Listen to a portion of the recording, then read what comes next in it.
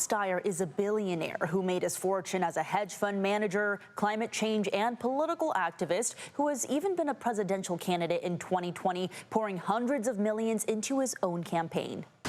Bring it on. I'm Tom Steyer, and I'm running for governor. Meet the newest candidate for California governor, 68-year-old billionaire Tom Steyer. California has an affordability crisis.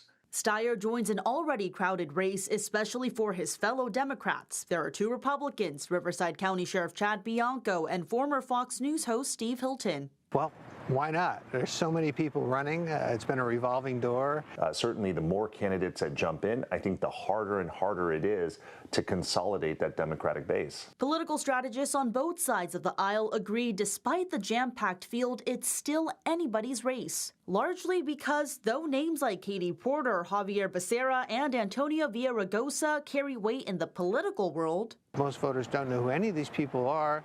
And so that is the opening that Tom Steyer sees today.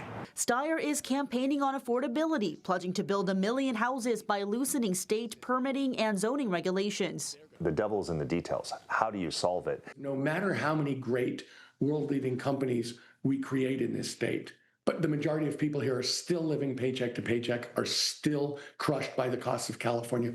Steyer has long ties to state politics, pouring millions into ballot measures from a hike on the state's tobacco tax to recently with Proposition 50. He can buy his name ID back up pretty quick. He's going to run against Sacramento, and nobody else has been able to really do that. But another candidate means more Democratic infighting, the Democratic votes being split in the June primary, leaving room for a Republican to slide into the top 2 vote-getter position and advance to the general. So if you have 7 or 8 or 9 Democrats slicing up the Democratic half of the pie, that gives an entree for those 2 Republicans. But even for the GOP, it's a power struggle between those 2 Republican candidates, kind of who can out-conservative each other at this point.